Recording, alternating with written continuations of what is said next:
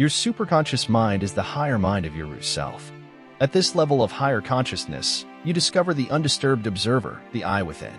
Superconscious mind power is the least understood and least accessed aspect of consciousness because it does not belong to the physical, emotional, or mental thinking planes in which you're accustomed to living in the 3D physical plane. But at the same time, your higher mind is the mind of your true self that has always existed beyond the physical you. Discovering this truth is to remember who you truly are. The physical and mental planes of your physical and emotional worlds are subject to the spiritual plane of your true self and superconscious mind. Your true self is the you that is all-knowing, all-creative, and all-powerful as it is one and the same with the Absolute, your God self.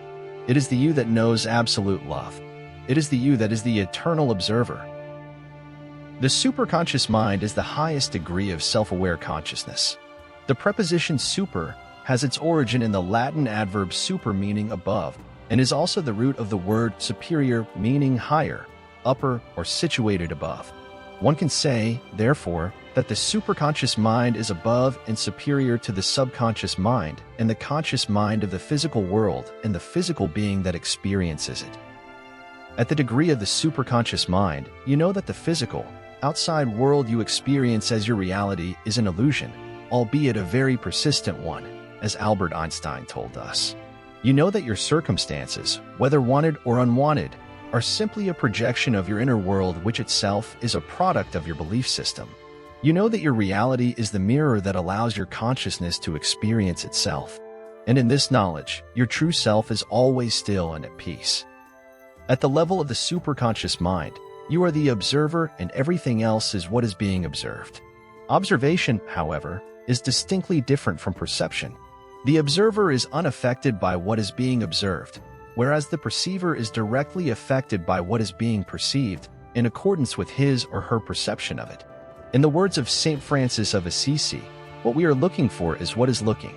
The one you are looking for is your true self. You are the one. You need to look no further because you have always been and always will be your higher self. You have just temporarily forgotten who you are because you've been caught up in playing the role of the first-person protagonist in the physical plane. At the level of consciousness of the superconscious mind that is the objective observer, reality becomes fully subjective to you. Subjective reality means that your reality is subject to the direction of your fully objective mind because you are aware that reality is but a projection of your mind. At this level of mind, you know that reality is taking place inside the mind and is hence subject to it, just as is the case when you as the dreamer are dreaming.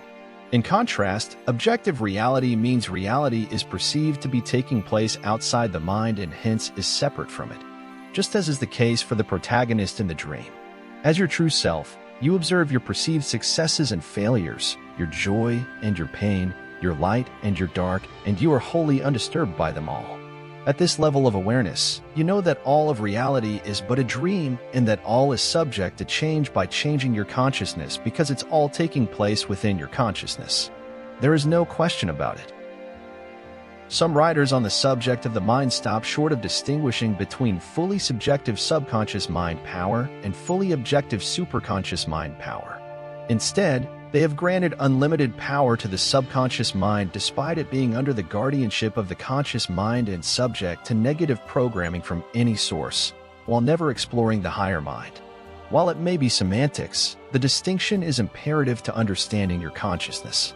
The subconscious mind has the power to create whatever is impressed upon it through universal mind that is the mind of the Absolute. This grants the subconscious mind the potential for all power. In contrast, the superconscious mind is all-powerful, it is all-knowing, and it is all-creative, always has been, and always will be.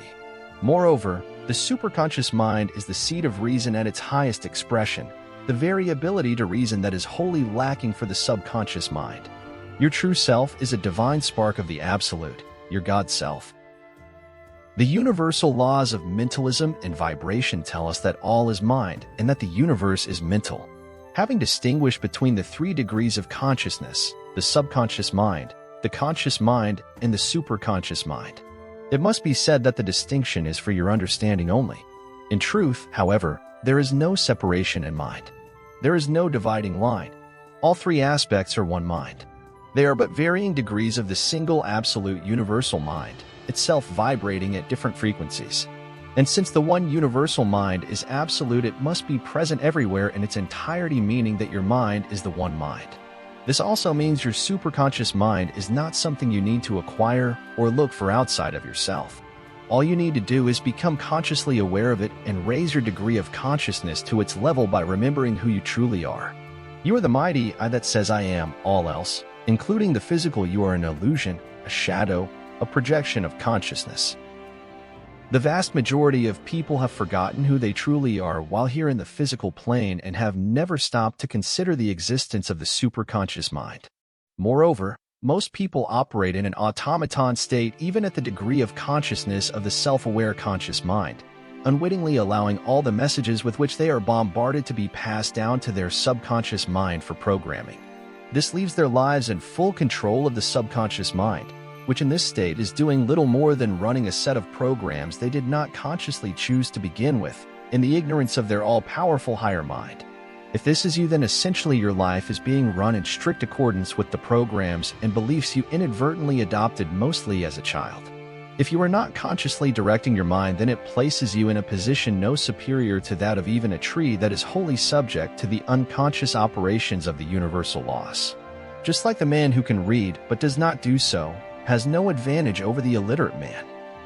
The most direct route to identifying and changing the subconscious programs that run your life is to objectively study your personal self with its personality from the higher vantage point of the observer. Study yourself as if studying the role of an actor from the outside. In so doing, you stop identifying with your personality, and in time you can change the chain of command from the subconscious mind to the superconscious mind. Decide now to place your self-aware conscious mind on guard at the door of your subconscious mind. Decide now to allow only empowering, positive messages to pass through its threshold.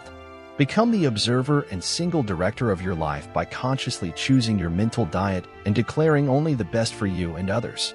At the level of the higher mind, the counterfeit or false ego of the self-conscious mind is revealed to be an illusion, a role you have unconsciously agreed to play in the 3D world, but no more than a role that an actor may portray in a play.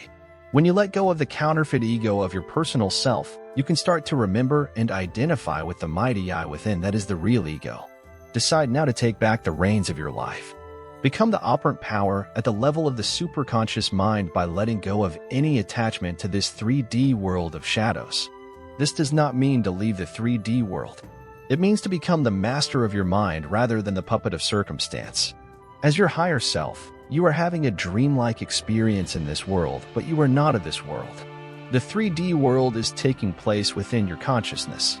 You have the choice and the power to make it a joyful experience for yourself and others. Remember, remember, remember, always remember who you are. In a nutshell, your conscious mind is the reasoning guardian that is intended to protect your subconscious mind that is its subject. And your superconscious mind is the king of your kingdom. It is in reference to your higher self that we are told that the kingdom of heaven is within. But to attain the kingdom of heaven, you must deny the role of the pauper you have been playing to date and claim your throne as king. And as the king at the helm of your superconscious mind, you can intentionally program your subconscious mind with calm reason, and in so doing change every aspect of your experience and circumstances at will and without an iota of force.